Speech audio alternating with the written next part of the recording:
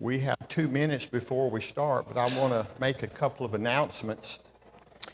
We had about 30 at the meal last night, about 35 are camping out. So they have a beautiful morning for those who camped and staying for the morning worship. But 30 to 35, having a good time. And 10 days from now, October 20th, my youngest son will fly into South Florida from Bahrain for a 2-week, I don't know what they call it, sanity, I guess. But he'll be home for 2 weeks, and his wife and 3 children and my daughter is really excited to get to see him. But he'll be back. He's a little over halfway through with his tour of duty there. But this is the time he got to pick 2 weeks, and this is when they picked it. It was a good time for his wife to be able to get off so she can see him during those 2 weeks. But I solicit your prayers on his behalf. I think they put several of them on a military transport plane, and they won't get much rest traveling. But it'll be good to have him back in the States for 2 weeks, and then he'll go back and finish his assignment until sometime in mid-March. So pray for his safe travel. Turn to John 18. We're spending time this morning looking at the trials of Jesus. We'll look at the 3 Jewish trials during class, and we'll look at the 3 Roman trials during our sermon and make some points that apply to us as we look at those.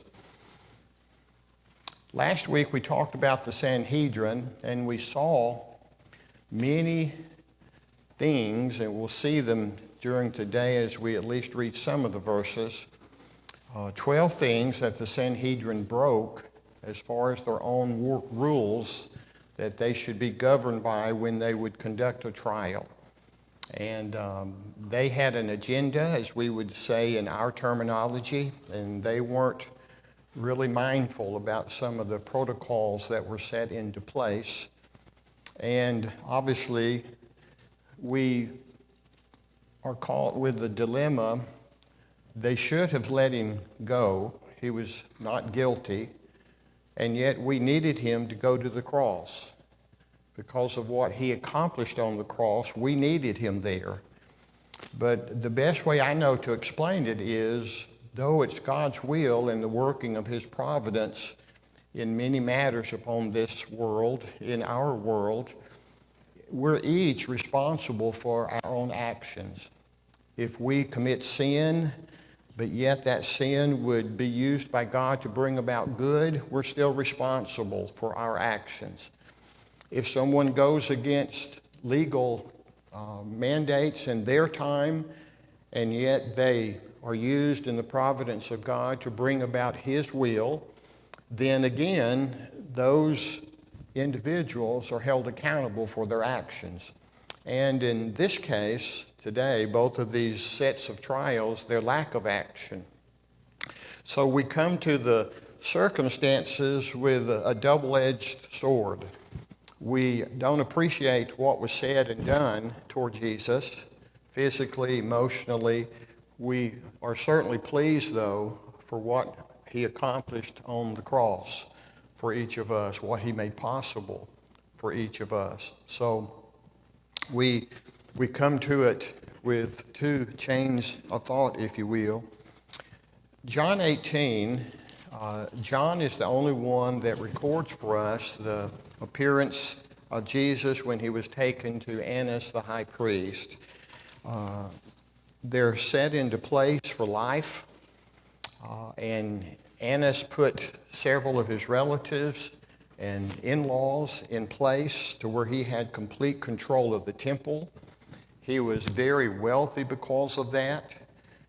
He was able to use temple taxes and temple contributions and a number of things to benefit himself and benefit his family.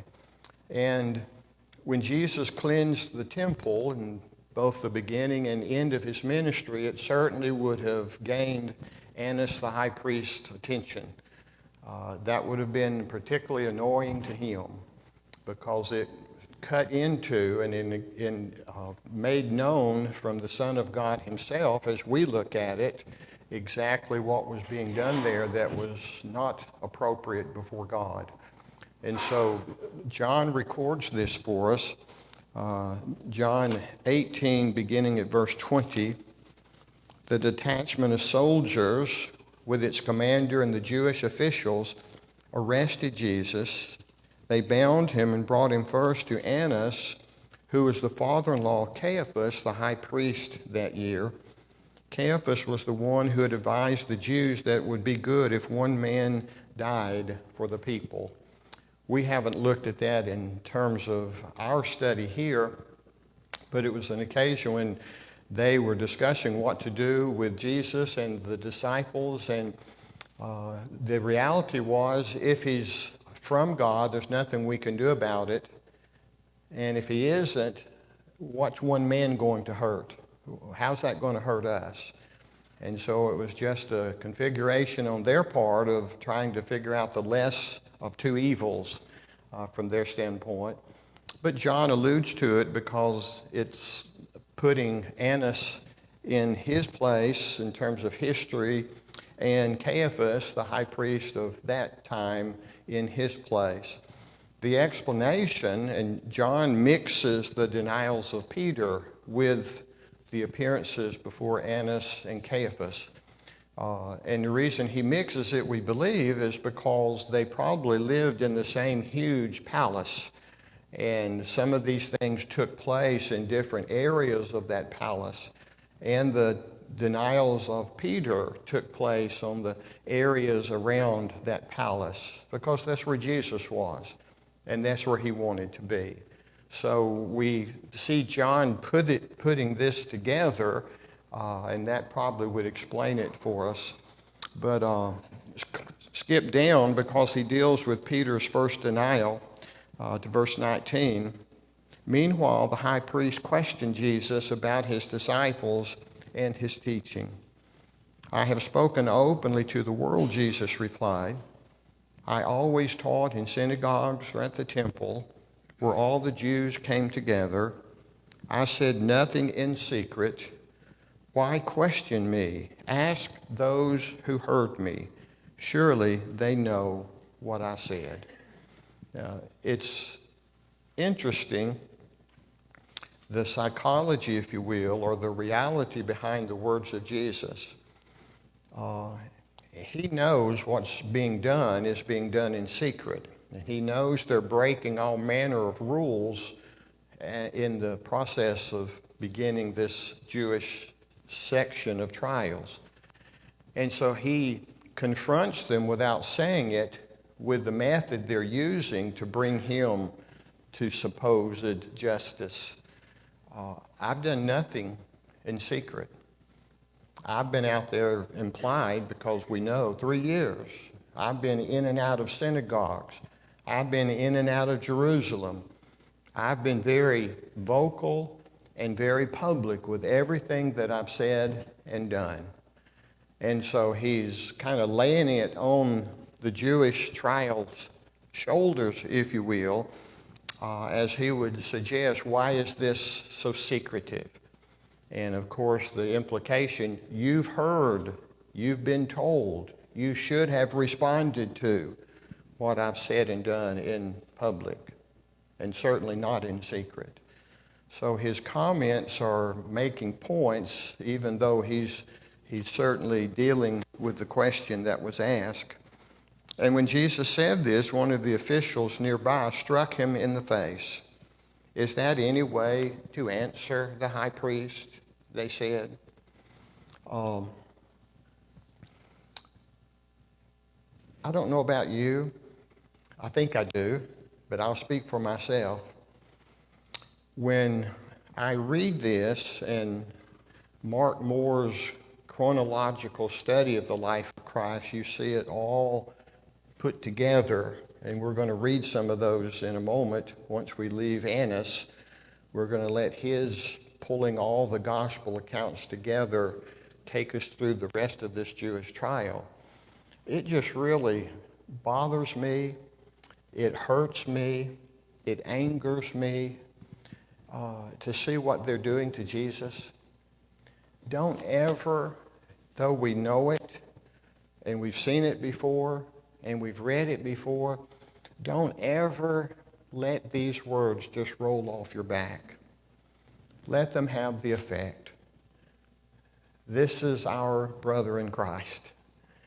This is the one who gave himself for us.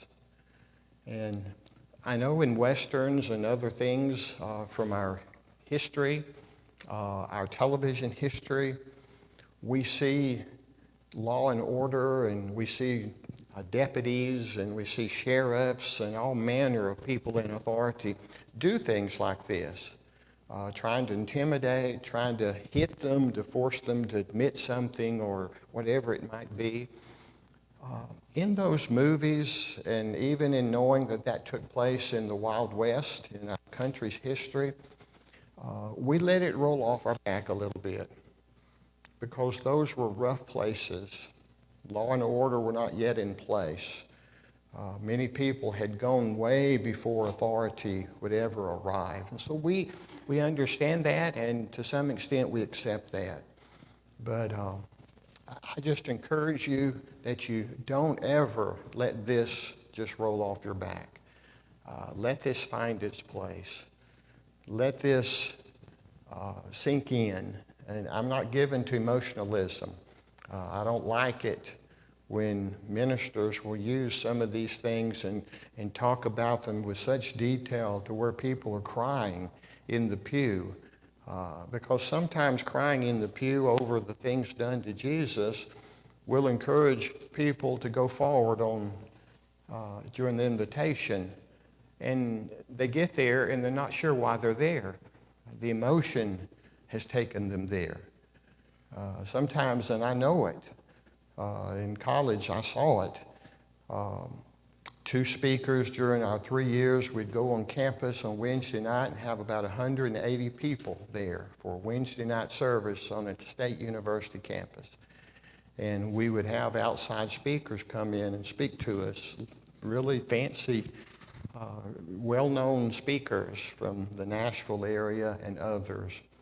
But I remember on 2 occasions they really delved into the emotional aspects of Jesus, the trials and certainly the cross. And some of us were crying tears, just boo-hooing, if you will. And I don't think that's necessary. I think we need to intellectually see it and emotionally respond to it without going to an extreme. So you'll never see me or hear of me doing that because I've seen it in my mind abused. But these things are real. And when we see them. Now, what were they doing? Were they trying to punish Jesus? Doesn't seem to be the case, though it was punishing. They wanted him to show a respect for the person he was speaking to. And while we can understand that possibility of why they were striking Jesus literally, physically, showing respect, I would be willing to surmise, had we been there, that his body language and his tone of voice was exactly right. I can't imagine that it was anything to be disrespectful, because I don't see that in Jesus Christ. But they saw it that way, and they responded in the way that they did. But Jesus said, if I said something wrong, testify as to what is wrong. And so he gives us, if you will, the reality of what's taking place. He seemed to suggest to us that he knew that it wasn't how he said it. They were debating what he said. And he was standing firm. He was standing firm to say, I said nothing wrong. If I did, tell me. Say what I said wrong. And body language and tone of voice matter. And they can be disrespectful. But Jesus is respectful here, and it's what he said, by his own inference, what they would object to, and yet he was not giving in. He was not going to give in at all as it spoke to the things he said. But if I spoke the truth, why did you strike me? And so he laid it before them. What did I say that was not the truth? And of course we know that he spoke the truth. So the responses to him, in this case somewhat emotional, somewhat defensive, trying to preserve the reputation of the person that was conducting this part of the trial. But certainly the response of Jesus teaches and shows us something. Annas sent him, still bound, to Caiaphas, the high priest. And as we saw in verse 13, he was the high priest that day. Annas, always the high priest, elected for life, but others serving, if you will, more day to day. So that's kind of John's explanation to us. And I want to read, if I could, from Mark Moore's synoptic study of Christ and put all the things that happened before Caiaphas together. It's probably easier to listen. Matthew 26, Mark 14, Luke 22. But several verses in those three passages and one verse, John 18, verse 24, put with it as well. John 18, 24, Annas sent him still bound to Caiaphas, the high priest.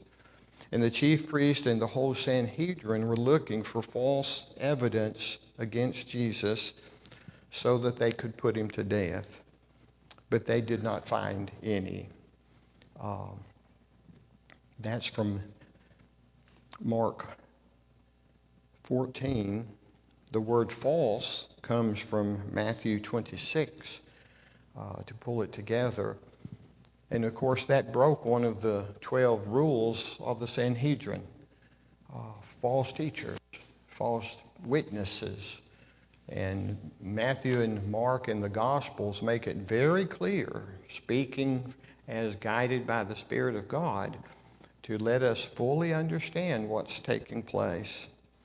But they could find none. And we're told again by Mark 14, so that they could put him to death. Their intent was very clear. What they wanted to accomplish is very clear. But they could not find witnesses to give them what they wanted. In verse 56 of those words, many testified falsely against him, but their statements did not agree. Now that's not surprising. In a court of law, sometimes witnesses will not fully agree on everything they saw. And that's just a fact of humanity. So some of this speaks to humanity, but some of it speaks to an agenda, certainly, that they wanted to accomplish. But then two stood up and gave this false testimony against him. We heard him say, I will, or I'm able to, destroy this man-made temple of God.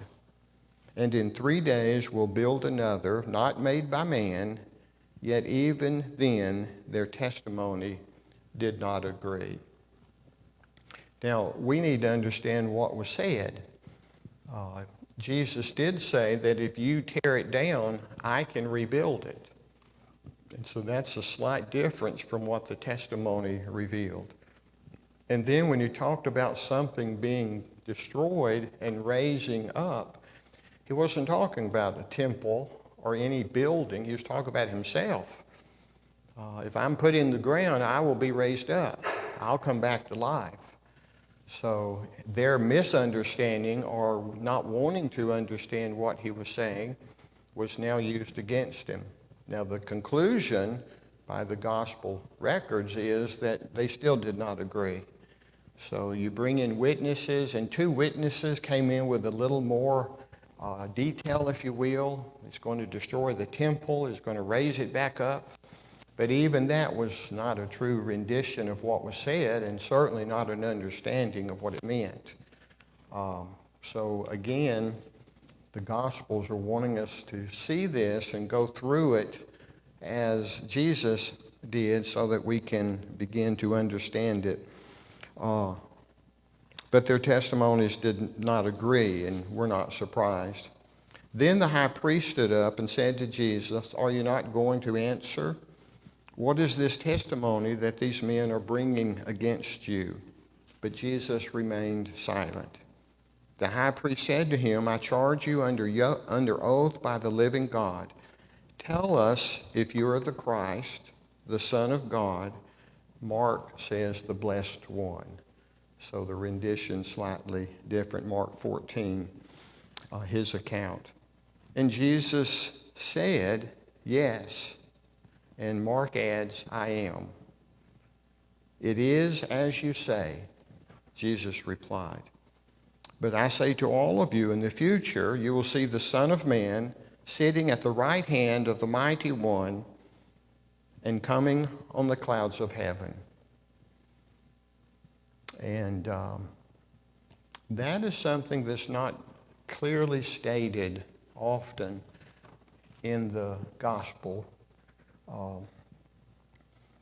They say very clearly why Jesus came, and they say very clearly, all four gospels talk about his coming to serve as a ransom for many, to provide forgiveness of sins. But this account, and it's near the end of his life, and it's Mark 26, 62 through 64. But this account tells us that he goes one step further, and he tells us more than what he's going to do on the cross and what it accomplishes, and that he'll be raised up, but what he's going to do after that. What will Jesus do as a result of all of this that occurs upon this earth? And of course, it tells us that he will one day sit, which implies finishing his work, at the right hand of the Son of the Mighty One. The text here, sitting at the right hand of the Mighty One. And so it's finished work. Right hand is, as the cliche says, this is my right-hand woman, this is my right-hand man. It's a place of authority, it's a place of honor.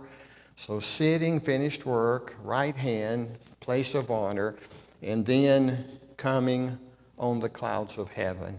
And that speaks to a second coming.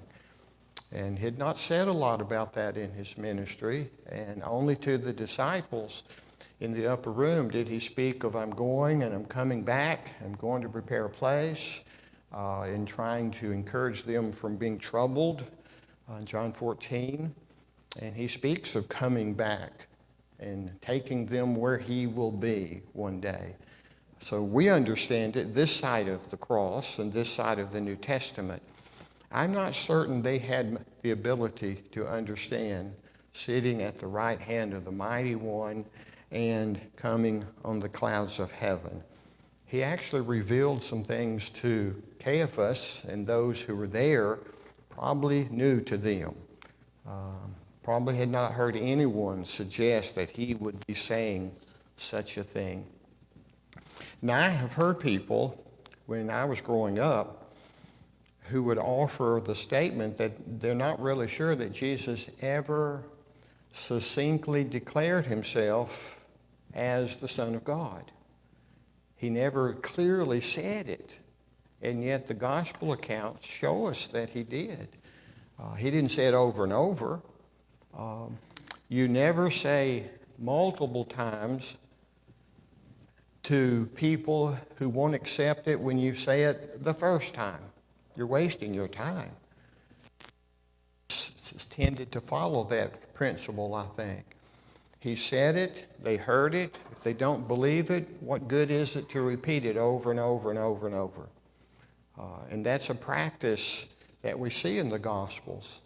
Why did he remain silent? Well, why repeat what you've already repeated, what you've already said, and they're not willing to hear it?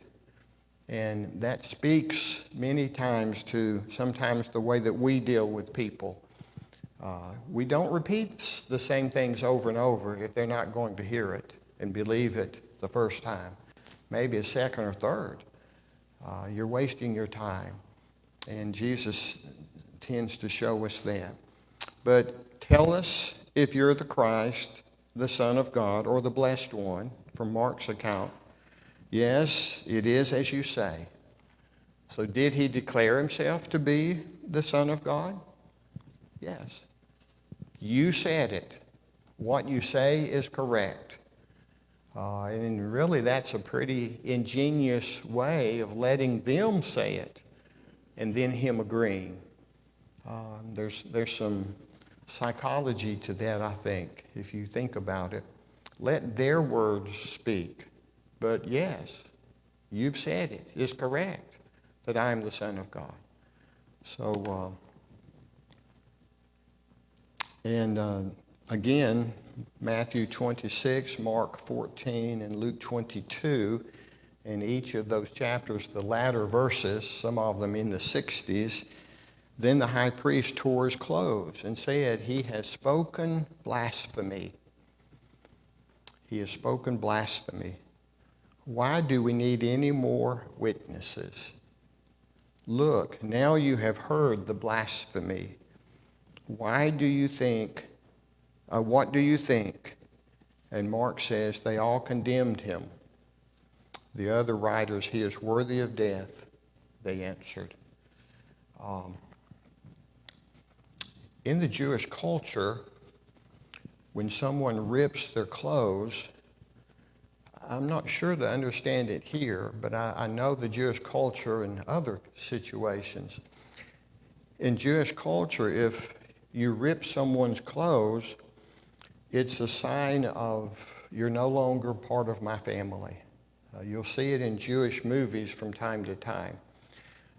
They'll rip the garment because they've done something that shames the Jewish family. And it's a sign of saying that you're no longer part of us. I no longer treat you as family. Here, it seems to be less that and just anger. Just ripping his clothes. He tore his clothes and says he has spoken blasphemy. Those who discuss blasphemy tell us that it can be blasphemy if it's something stated in two different ways. One, if you bring God down to your level, seeking to make deity human, that's blasphemy. That's not what Jesus is doing. The other way to blaspheme is to claim to take humanity upward, to claim as humanity to be God. And Jesus certainly has said, I am the Son of God. So, but there's two ways to declare blasphemy. One is to bring God down, to make him human. That's not happening here. But the other is to make yourself deity. And Jesus certainly said that. And what that tells us, if you're looking at the total picture, is they understood what he said. They accepted what he said. You have said it. Are you the Son of God? You have said it. I'm the Son of God.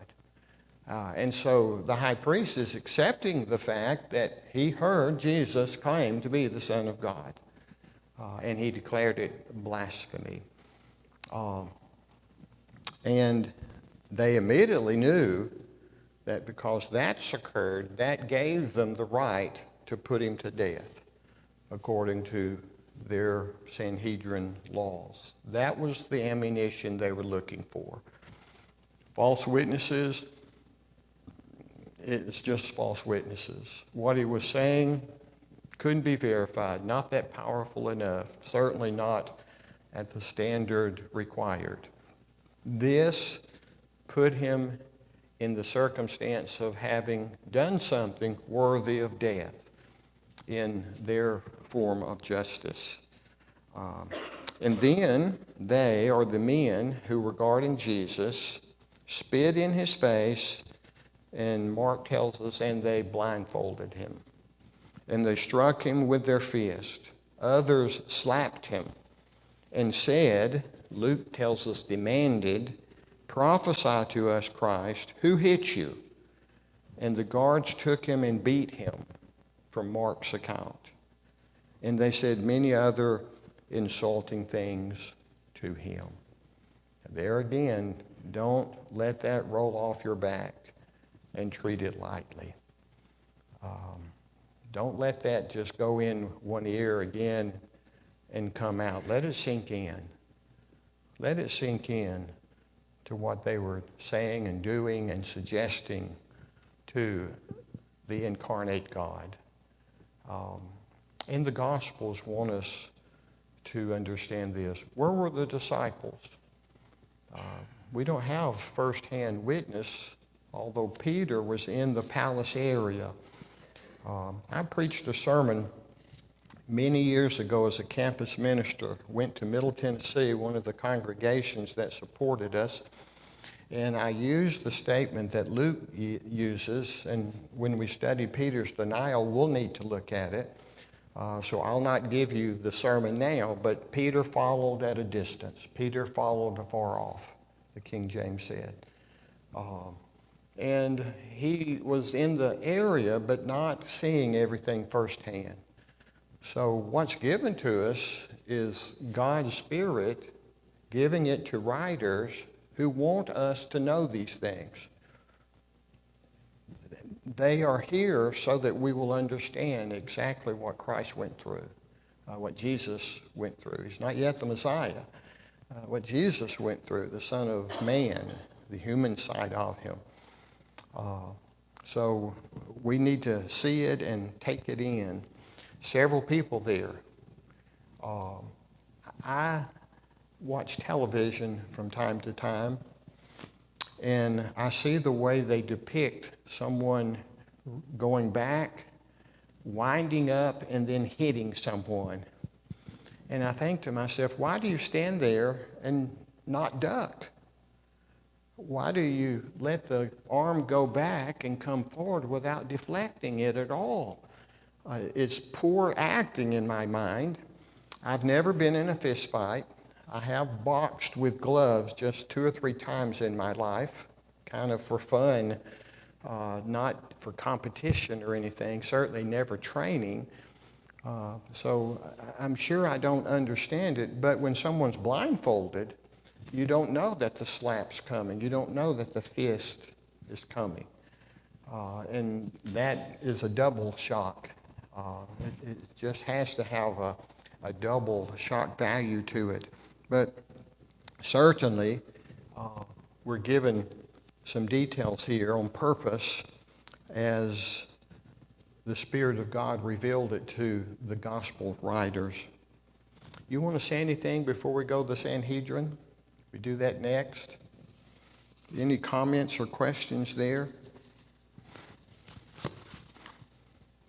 Nothing new, I don't think. If we're going to look at the cross, spend time with Jesus, it seems that these 2 events, the Jewish trials, 3 in nature, and the Roman trials, 3 in nature, needed to have an audience. Any other comments or any observations? Well, uh-huh.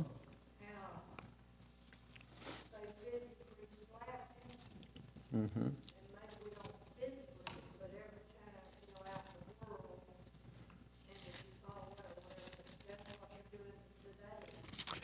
Yeah. We use 2 expressions when we allude to that. One is a slap in the face, and it's a euphemism that suggests what your actions may be rendering to someone. I've heard it said that we're hurting the heart of God. We're hurting the heart of God, and that's anthropomorphism, attaching a heart to deity. God does not have a heart like we do. He's not in human form, but we use that to make a point. Sometimes people will say that what we do as Christians, when we're shaming God, shaming Christ, that we're causing him to cry. We bring tears to his eyes. Each of those not literal, but it's making a point that we're shaming that which we claim to be, the name of Christ. We're putting to shame the one who we're striving to be like day by day. So those ideas are used in other circumstances. Turn to Luke 22, verse 66. What we have next is pretty much what the text gives us from just Luke's account. And it's before Pilate, the beginning of the Roman trial, but it speaks also to aspects of the trial itself. Luke 22, verse 63, the men who were guarding Jesus began mocking and beating him, and they blindfolded him and demanded, "Prophesy, who hit you?" And they said many other insulting things to him. At daybreak, the council of the elders of the people, both the chief priests and teachers of the law, met together, and Jesus was led before them. Now that's the Sanhedrin. The chief priests, teachers of the law, and Pharisees. Remember, we spoke of them last week. 72 men. We listed qualifications. We listed things that would keep them from serving on the Sanhedrin. If you're the Christ, tell us. Yes. Luke 22, verse 66. And so again, Caiaphas asked him, "Tell us who you are. Admit it." And the Sanhedrin says, "If you're the Christ, tell us." Verse 67, Jesus answered, "If I tell you, you will not believe me. And if I ask you, you would not answer. But from now on, the Son of Man will be seated at the right hand of the mighty God." So he repeats here what he's said before, put together through the Gospels, but similar words that he used before Caiaphas and as he had left the appearance of Annas. They all ask, "Are you then the Son of God?" And he replied, "You are right in saying I am."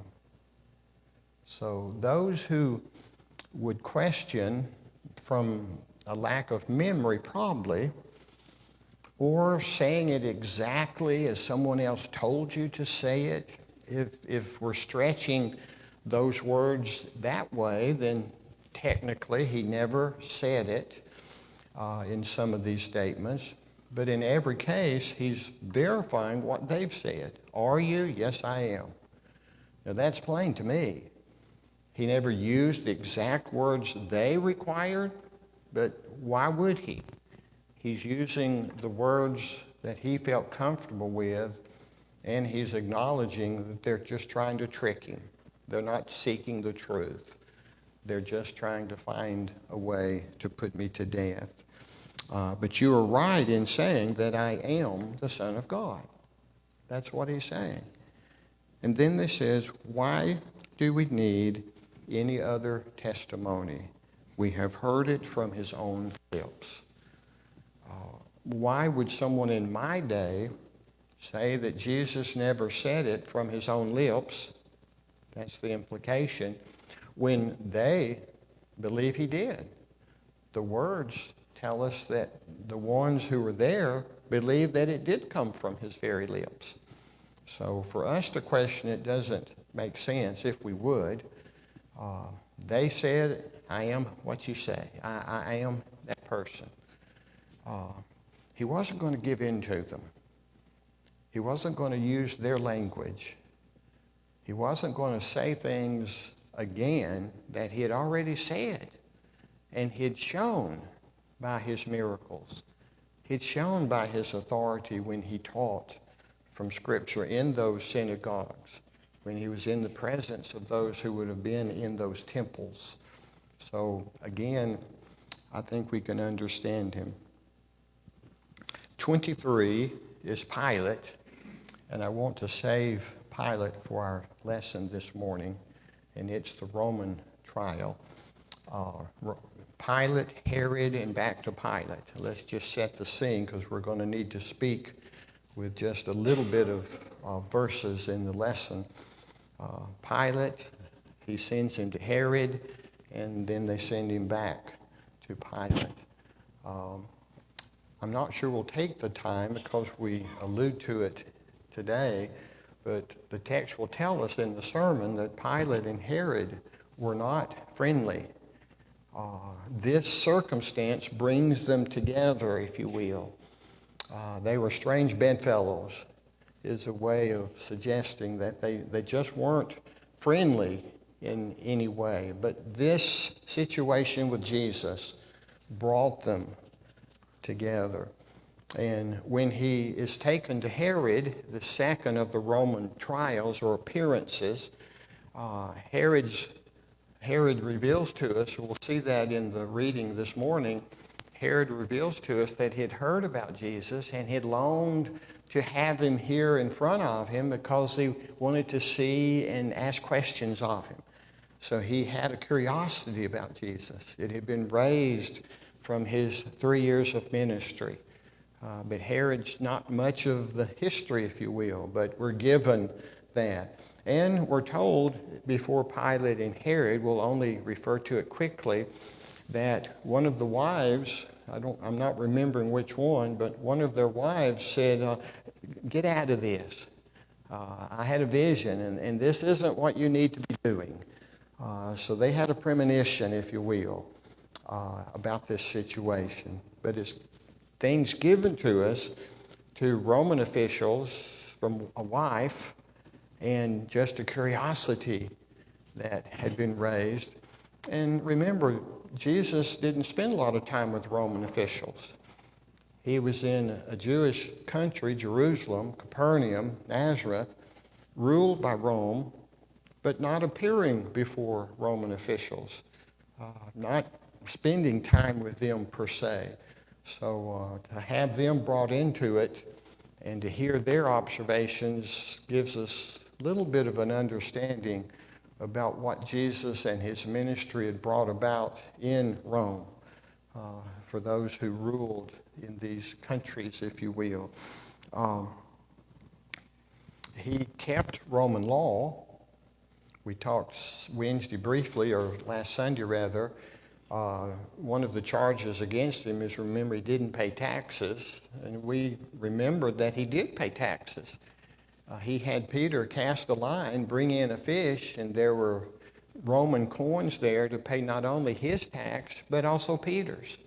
So he paid his taxes, and in this way, in a very miraculous way, certainly to get the attention of those who are making the accusation.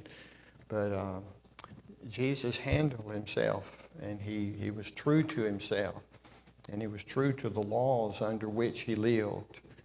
We have to believe that. That's important that we understand when we realize that he was sinless and went to the cross without sin. If we don't understand it, we can admit that lack of understanding, but we need that surety of Jesus did not break a law. He did not sin against God. He did his will during his ministry, because that's important for us to appreciate the once-for-all sacrifice that he offered. Observations. Any comments? We only have about 3 minutes. I want to give you a chance if there's something that you've thought about. You alluded to the statement that he said he really Yeah. Of course, they were talking about two different things, and we're all aware of it. But I think sometimes we forget that there was power there to yeah. In the same way when the Romans showed he slapped, you know, he just responds. There again, the power that he had under control there to allow that to happen, they did not recognize. Yeah, yeah. Well, if they had recognized it, they probably would have been a little more careful about what they were saying and doing. And that fits in the scenario as well. If they fully believed that he could have called 10,000 angels to come and take care of anything that came up between him and any human being, it would have deterred their actions. But we didn't need them to know that. He needed to let people make a decision based upon what they chose to believe, based on what they'd seen and heard. And they were fully responsible. They were fully responsible for what they said and did. Remember Peter's sermon in Acts 2, you've murdered the Son of God. He accused those there of murder. You've murdered the Son of God. So even in ignorance, they're being told of their culpability, encourage them to be struck in their heart, moved in their heart to repentance. So they need to be held accountable. Now I'm going to lay something out there. I don't yet have the answer. I'm hoping I'll come up with a better answer before we study the 7 sayings of Jesus on the cross, and that's still to come. I've never fully understood, I think I do, and I'm not going to preach the sermon here, but I've never fully understood one of those statements on the cross is, Father, forgive them because they don't know what they're doing. My question has always been, did he forgive them because they did not know what they were doing? And I don't think that's something that took place. I don't think that's what Jesus was meaning, and we'll have to talk about that. But ignorance enters into some of the response of the people and the ministry of Jesus. Paul said, I was ignorant.